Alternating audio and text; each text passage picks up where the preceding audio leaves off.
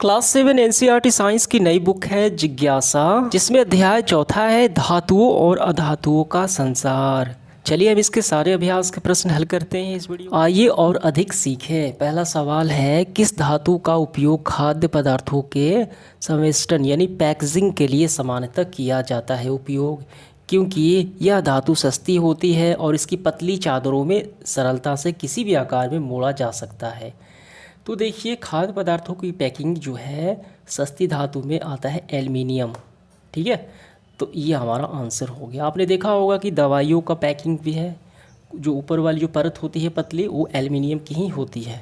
Option number A बिल्कुल सही होगा। दूसरा है, निम्नलिखित में से कौन सी धातु जल के संपर्क में आने पर आग पकड़ लेती है। देखिए, सोडियम जो है काफ़ी अवक्रियाशील धातु है, इसलिए इसको केरोसिन तेल में रखा जाता है। ऑक्सीजन यानी वायुमंडलीय ऑक्सीजन के साथ भी अभिक्रिया करके आग पकड़ लेती है। ठीक है, और जल में भी जल में क्या होता है, ऑक्सीजन होता है, तो वहाँ पर भी आग पकड़ लेती है, इसलिए इसे केरोसिन में रखते हैं। ऑप्शन नंबर डी हो जाएगा। तीसरा है, कारण सहित हमें कारण भी बताने हैं जो हम सही करेंगे या गलत करेंगे।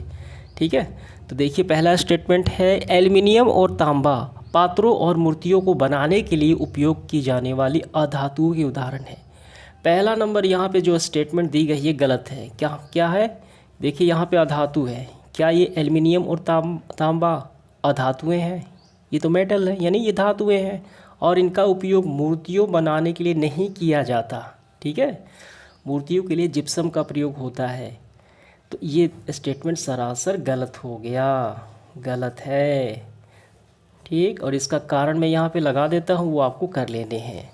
दूसरा है, धातुएं ऑक्सीजन के साथ मिलकर ऑक्साइड बनाती हैं, जिनका विलयन नीले लिटमस पत्र को लाल में परिवर्तित कर देता है। लाल से देखिए, लिटमस पत्र है नीला, नीला से लाल हो गया, यानी अम्ल, ये बताता है।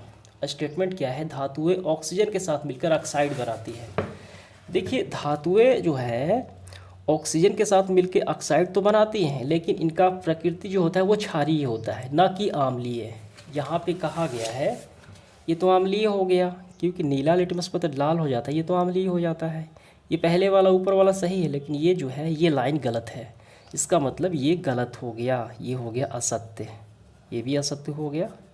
ठीक है, असत्य आपको लिखना है, और इसका कारण यहाँ पे आपको ये कर लेने हैं। तीसरा है, ऑक्सीजन श्वसन के लिए आवश्यक अधातु है। बिल्कुल सही स्टेटमेंट है। ऑक्सीजन जो है अधातु है, हम सांस लेते हैं, ये सही है।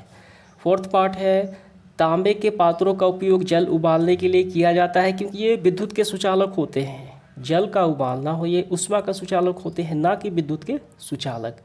तांबा विद्युत का सुचालक होता है, लेकिन यहाँ पे जो गुण है जल का उबालना, यहाँ पे तो ऊष्मा की आवश्यकता पड़ेगी। ठीक है, तो ये स्टेटमेंट ये क्या है, असत्य है। ठीक, और इसका कारण ये रहा, ये आपको लिख लेने हैं। देखिए, अगला सवाल है चौथा, आभूषण बनाने के लिए केवल कुछ ही धातुएं उपयुक्त होती हैं, सभी नहीं होती हैं। इसका कारण क्या है, क्या वजह है? देखिए, इसके कारण की बात हम करें, आभूषण बनाने में केवल कुछ ही धातुएं जैसे कि सोना, चांदी, प्लेटिनियम उपयुक्त होती हैं, क्योंकि ये कम अक्रिय होती हैं, यानी वायुमंडल के जो ऑक्सीजन है बाकी सारे गैसों से ये अभिक्रिया कम करती है। जंग प्रतिरोधी होती है, जंग भी इनमें नहीं लगता। चमकदार होती हैं तथा तन्य और आघात बंधनी, खींच के तार भी बना सकते हैं, पीठ के पतली चादर भी बना सकते हैं, और त्वचा के लिए ये सुरक्षित, यानी एलर्जी वगैरह नहीं होता।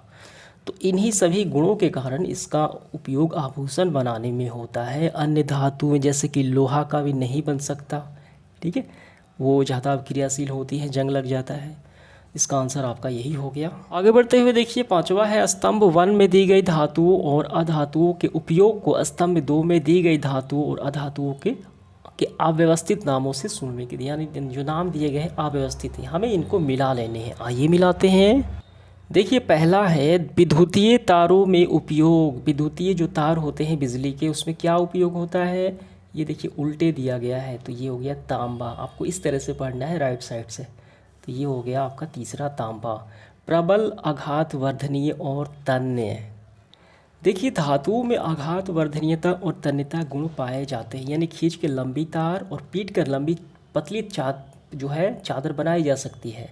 जैसे आपने देखा होगा के मिठाइयों पर चांदी की पतली सफ़ेद परत होती है, वो चांदी की होती है। सबसे ज़्यादा जो होती है आघात वर्धनीयता और तन्यता के गुण सोना और चांदी में सबसे ज़्यादा ये इनमें गुण होता है।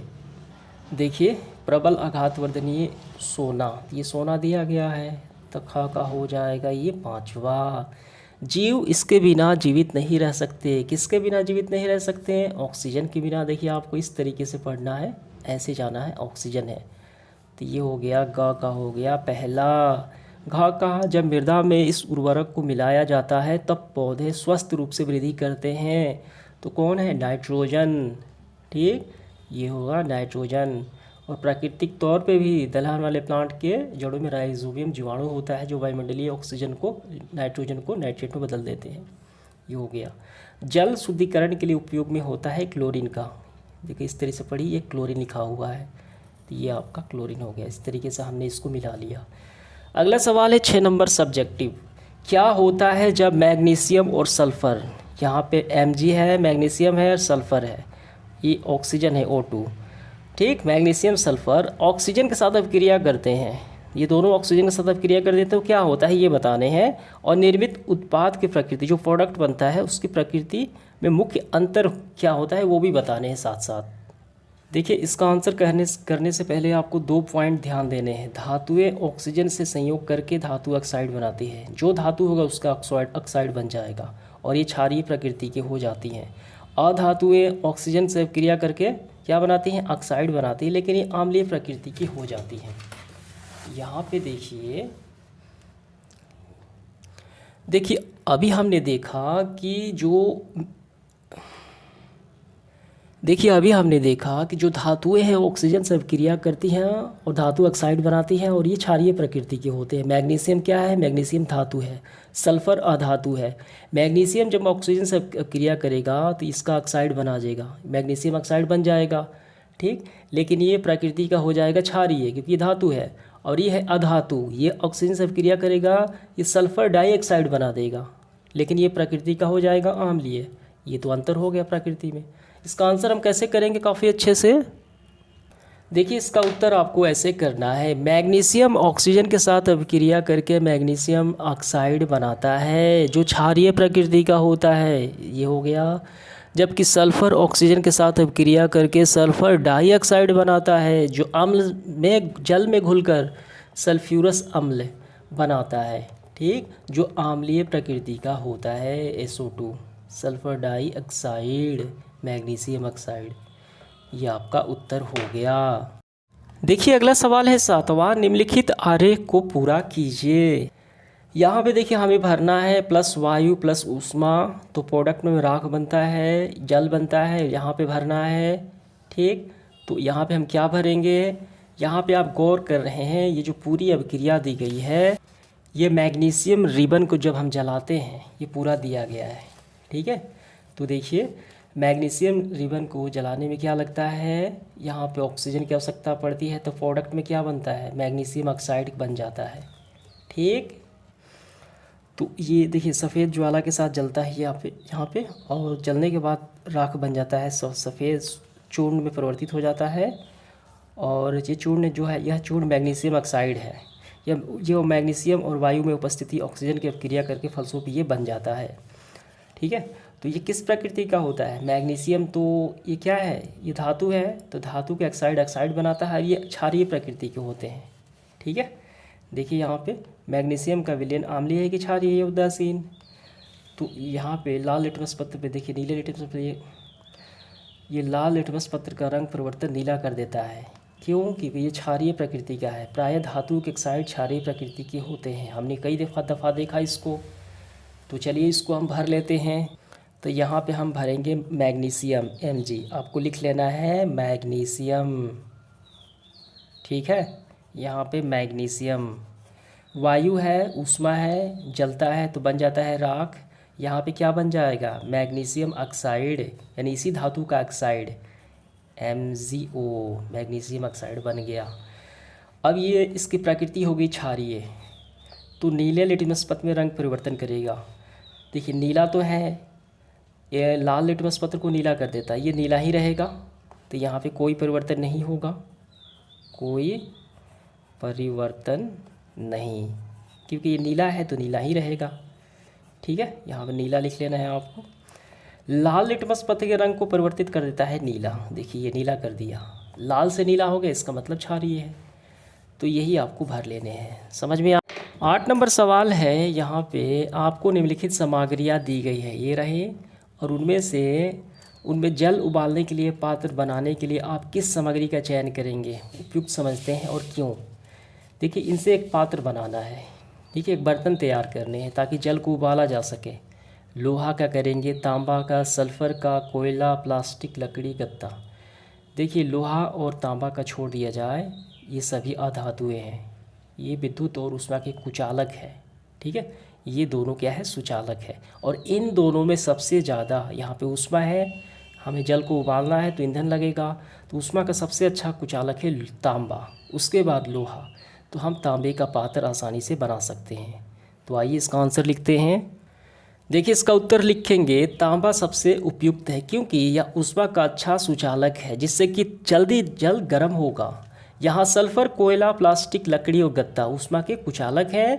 लोहा जंग लगने के कारण ये कम उपयुक्त है। ठीक है, यह भी उपयुक्त है लेकिन कम उपयुक्त है। सबसे बेहतर है तांबा। समझ में आ गया, इसका आंसर यही हो गया आपका। देखिए 9 नंबर सवाल क्या है। आपको लोहे की 3 कीलें दी गई है जिनमें से प्रत्येक क्रमशः तेल में, जल में और सिरके में डूबी हुई है। ये तीनों लोहे की कीलें, कौन सी लोहे के कील में जंग नहीं लगेगा और क्यों। देखिए यहाँ पे गौर कीजिए, लोहे के कील के साथ कार्य करते समय सावधानियाँ। यहाँ पे लोहे के कील को सिलिका जेल में रखा गया है, इसमें जंग नहीं लगता, और इसको तेल में रखा गया है, और आखिरी में इसको देखिए लोहे के कील जल में रखा गया है, जल में, तेल में और ये सिलिका जेल में। तो यहाँ पे आप देख पा रहे हैं जल के साथ की सतह पर तेल की परत वायु में घुलने से रोकती है। जल की सतह पर तेल की परत, देखिए ऊपर क्या है, तेल रख दिया गया है। इस जो है वायु कुछ ऑक्सीजन को इसमें घुलने से रोकती है इस जल में। तो इससे क्या होगा कि इसमें जंग नहीं लगेगा। ठीक, और बाकी सब में जंग लग जाएगा। इसमें नहीं लगेगा और इसमें नहीं लगेगा, का और खा में जंग नहीं लगेगा। तो ऑप्शन में वहाँ पे दिया गया है, देखिए कि जब वायु जो है आएगी ऐसे, तो ये जल है तो ये घुल नहीं पाएगी, ऊपर से ये ब्लॉक कर देगा तेल। इसका आंसर हम लिखेंगे ऐसे, तेल में डूबी हुई लोहे के कील में जब जंग नहीं लगेगा। इसका कारण यह है कि तेल लोहे की सतह पर एक सुरक्षात्मक परत बना देता है जो हवा यानी ऑक्सीजन और नमी को कील के संपर्क में आने से रोकता है, अतः जंग नहीं लगेगा। 10 नंबर सवाल है, धातुओं और अधातुओं के दैनिक जीवन में, डेली लाइफ में उपयोग को उनके विभिन्न गुणों के आधार पर कैसे निर्धारित किया जाता है। देखिए इसका उत्तर लिखेंगे, धातुओं का उपयोग उनकी कठोरता, द्युतिमय यानी चमक, आघात वर्धनीयता, तन्यता, खींच कर तार बना सकते हैं, ऊष्मा और विद्युत चालकता के कारण बर्तन बनाते हैं, तार बनाते हैं, उपकरण बनाते हैं। अधातु जैसे कि ऑक्सीजन, नाइट्रोजन, क्लोरीन श्वसन में उसका उपयोग होता है, उर्वरक में, जल शुद्धिकरण में होता है। ठीक है, देखिए ऑक्सीजन श्वसन में हो गया, नाइट्रोजन उर्वरक का हो गया, क्लोरीन जल शुद्धिकरण के लिए हो गया। ऐसे आपका आंसर हो गया। 11 नंबर सवाल देखिए, 11 नंबर है, लोहे को जंग लगने से बचाने के उपायों में से उनमें से एक उपाय है, उस पर जिंक की परत चढ़ा दी जाती है, जिंक धातु की। चूँकि यहाँ पे जिंक न चढ़ाकर सल्फ़र जल के साथ अब क्रिया नहीं करता, तो क्या उसका उपयोग जिंक के बदले सल्फ़र का उपयोग किया जा सकता है। अपने उत्तर की पुष्टि कीजिए। देखिए इसका आंसर हम कैसे करेंगे। देखिए इसका उत्तर लिखेंगे, नहीं, सल्फ़र का उपयोग लोहे पर जिंक यानी जस्ते की तरह सुरक्षात्मक परत के रूप में नहीं किया जा सकता है। जिंक लोहे यानी गैल्वेनीकरण के माध्यम से बलिदान सुरक्षा प्रदान करता है, क्योंकि ये लोहे के से अधिक अक्रियाशील है, जबकि सल्फ़र एक भंगुर धातु है जो लोहे के साथ मजबूत या परत रक्षा नहीं करता, इसलिए उपयोग नहीं कर सकते हैं हम। इसके बाद आखिरी सवाल है, एक लोहार उपकरण बनाने से पूर्व लोहे को गर्म करता है, इस प्रक्रिया में गर्म करना क्यों आवश्यक है। उत्तर लिखेंगे, लोहा जो है यानी लोहार लोहे को गर्म करता है ताकि वो नरम हो जाए, और आघात वर्धनीयता ये गुण होता है धातुओं का। ठीक है, जिससे कि आसानी से पीट कर उसका आकार यानी शेप हम बना सकते हैं, पतली चादर बना सकते हैं, कोई भी शेप दे सकते हैं। इसका आंसर हो गया। तो इसी के साथ हमारा सेशन समाप्त हुआ। धन्यवाद।